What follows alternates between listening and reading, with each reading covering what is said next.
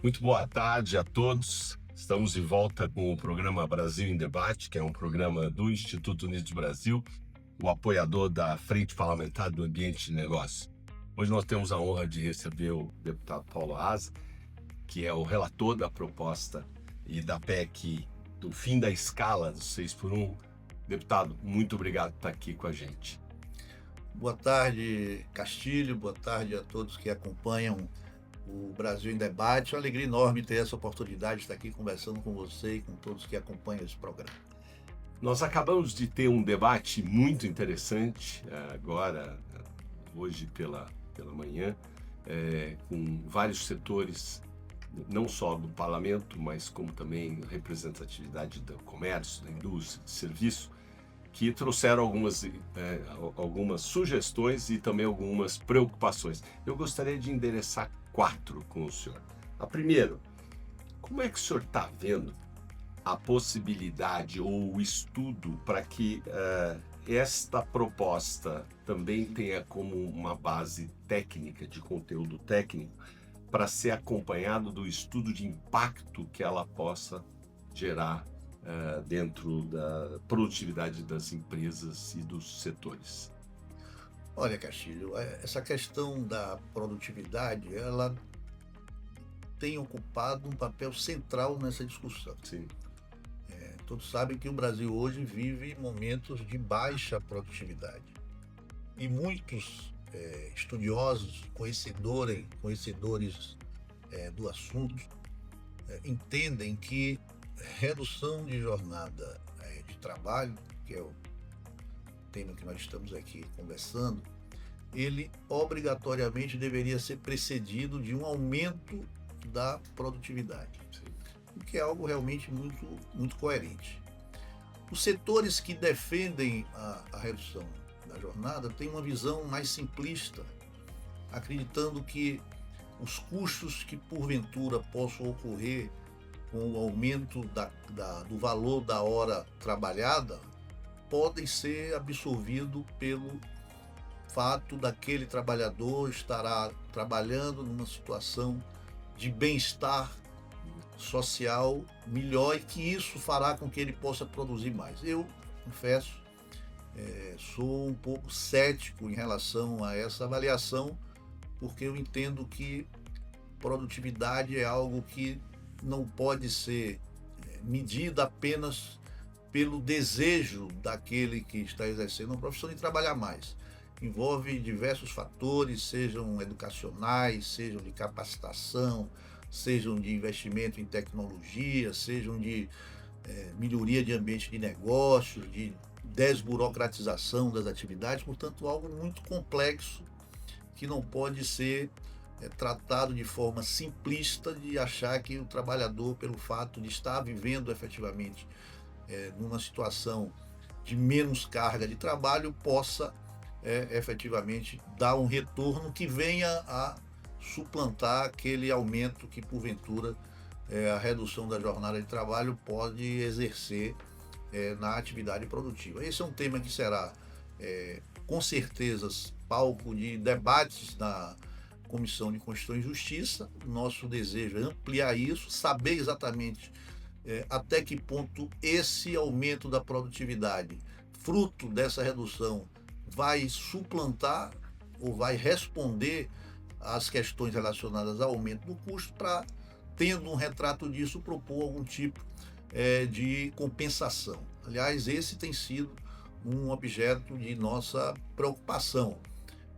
Todos que se perguntarem se quer ganhar o mesmo salário trabalhando um pouco menos, é óbvio que todos, inclusive eu, desejo. Agora, é importante que a gente tenha um cuidado para exatamente medir os efeitos e as consequências de uma alteração tão profunda nas relações de trabalho. Eu complemento a pergunta. Existe algum estudo, deputado? O senhor vê alguma coisa que mostre ou que aponte um possível impacto, ao contrário, com a geração, o aumento da informalidade? É um risco, não é? É um risco. O Brasil já ostenta números consideráveis há estudos que demonstram que mais de 38% dos trabalhadores no nosso país já estão na informalidade. E no momento em que você reduz a carga de trabalho e que ele passa a ter, em alguns setores, diminuição também da sua renda, porque tem composições de salários que o trabalhador recebe uma parte fixa e a outra variável em função daquilo que ele produz, ou daquilo que ele vende num comércio, ou daquilo que ele empreita numa atividade da construção civil, diversos setores que hoje você tem uma composição de renda variável. Então, no momento que ele vai trabalhar menos, ele vai receber menos, não que haja uma redução imposta pela legislação, mas pelo fato dele ter menos tempo ali produzindo. E aí ele vai fatalmente procurar compensar essa redução buscando uma outra atividade. E essa atividade fatalmente será pela informalidade. Portanto, é preocupação, é problemas que a gente enxerga e a gente precisa discutir quais são as alternativas que se tem para que se possa mitigar esses efeitos. Eu acho que essas questões realmente são os desafios que todos nós estaremos a enfrentar durante a tramitação desse projeto. Caminhando um pouquinho para o lado talvez mais político, o senhor tem uma responsabilidade monstruosa que é conduzir tudo isso num ano eleitoral e evitar com que uma proposta que tem tudo para ser bem elaborada, estruturada, pensada, independentemente qual será, se isso não vai ser usado como ferramenta, né, e pressão, principalmente para o grupo, no momento eleitoral. Como é que o senhor vê esta condição política e, ao mesmo tempo, estou emendando duas, como é que o senhor vê essa transição? O senhor mesmo disse que setores têm regimes, né, completamente diferentes.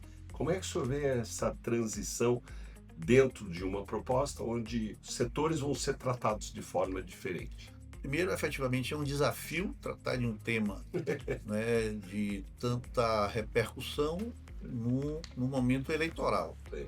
Agora, isso foi uma decisão política do presidente da casa que definiu que esse tema seria prioritário durante esse ano. Então, foi uma decisão do presidente da casa, imagino que ouvindo os líderes partidários. É realmente um desafio, eu tenho alertado que um tema como esse não pode ser levado a uma discussão populista ou demagógica.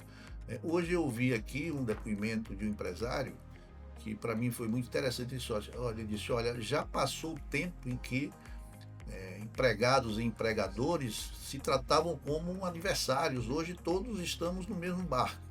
Então, é esse sentimento que eu espero que venha a existir durante essa discussão, né? Nós imaginamos, eu desde o início dessa discussão coloquei para mim duas coisas que considero fundamental. Primeiro, não há por que discutir uma possível redução da jornada de trabalho se vinculando isso a uma redução salarial, porque aí você não está avançando, você não está saindo do lugar.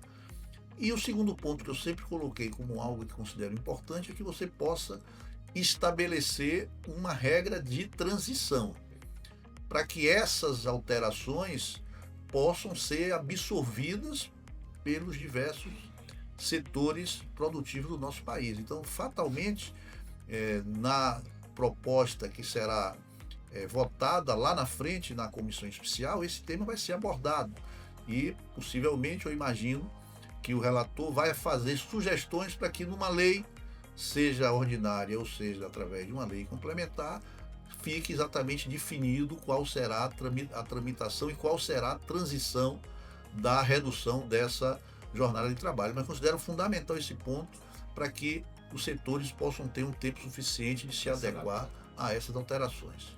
Deputado, uma última pergunta, e talvez a pergunta de 1 milhão. Como é que nós poderíamos construir uma solução que, se por um lado concilia um pouco a qualidade de vida e toda essa preocupação da sociedade, e ao mesmo tempo a sustentabilidade econômica das empresas, né, da economia como um todo, para poder conseguir fazer isso. Como é que é a sua visão sobre isso? Olha, primeiro eu quando resolvi assumir e aceitar o convite de relatar essa matéria, o fiz por enxergar que há espaço para que esse país possa avançar na redução da jornada de trabalho. Eu tenho um convencimento que isso é possível. Agora, nós efetivamente só vamos conseguir construir um ambiente de que isso realmente se transforme e se consolide como um avanço, se tiver o desejo, que é latente de a imensa maioria dos trabalhadores do nosso país, a boa vontade do setor produtivo de buscar o entendimento e, ao mesmo tempo, a participação do governo. Eu tenho sempre que posso abordado esse tema. Eu tenho dito que tem setores da economia que vão absorver essas alterações de forma mais, eu diria, aceitável, até porque muitos deles já operam, né, com esse regime. Setores em que tem na composição dos seus custos tecnologia, automação, né, a força do trabalho, ele não ocupa um papel de relevância na formação do custo daquilo que é produzido. Mas há outros setores que a participação da força de trabalho, da mão de obra, ele ocupa um papel central na composição do seu custo de produção. E esse setor, sim, é preciso que se tenha atenção para que o aumento no custo da hora trabalhada não seja simplesmente revertido em aumento de custo de produção, com as consequências que todos nós sabemos, de aumento de preço, de inflação, né, essa coisa toda. Então, por isso que eu entendo que é importante a participação do governo.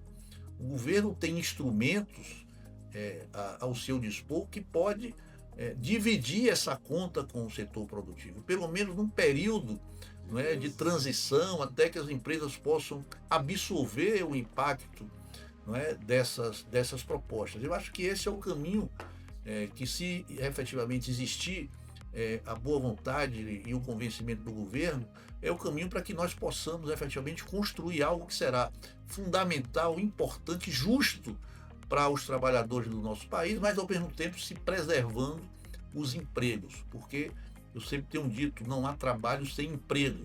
Então, preservar os empregos e, ao mesmo tempo, dar aos trabalhadores condições para que eles efetivamente possam ter um tempo maior de convívio com suas famílias, com seus filhos, cuidar da sua saúde e do seu lazer é fundamental. Portanto, esse é o desafio e nós esperamos, ao final de todo esse processo, entregar algo efetivamente positivo para o nosso país, trabalhadores e aqueles que empregam. Estivemos aqui no bate-papo do Brasil em Debate com o deputado Paulo Aze. Deputado, muito obrigado. Azil, muito obrigado pela participação. Eu queria ver a sua consideração final. É uma honra recebê-lo aqui no Instituto, aqui na Frente Parlamentar, sabendo que esse possivelmente vai ser um dos principais temas de debate para os próximos meses. Deputado, olha, muito Castilho, obrigado. Eu que agradeço a oportunidade, dizer a você que estarei aí sempre à sua disposição para, quando for convocado, estarmos aqui juntos discutindo, não é, essa matéria tão importante. Nós ontem iniciamos uma série de audiências públicas, ouvimos ontem o ministro do Trabalho, o ministro Luiz Marinho. Semana que vem deveremos ouvir o ministro Fernando Haddad da Fazenda, em seguida os representantes dos trabalhadores através das suas centrais sindicais, em seguida os representantes, não é, de todos os setores produtivos através das diversas confederações implantadas existentes no nosso país, para que nós possamos primeiro ter um diagnóstico, saber efetivamente quais são as consequências dessas medidas e buscarmos juntos instrumentos que possam mitigar os seus efeitos, para que a gente possa ter aí a tranquilidade de saber que estamos votando e aprovando algo importante para a classe trabalhadora do nosso país, mas também dando retaguarda e tranquilidade aos setores que produzem a riqueza do nosso país. Muito obrigado, deputado. Agradeço a oportunidade.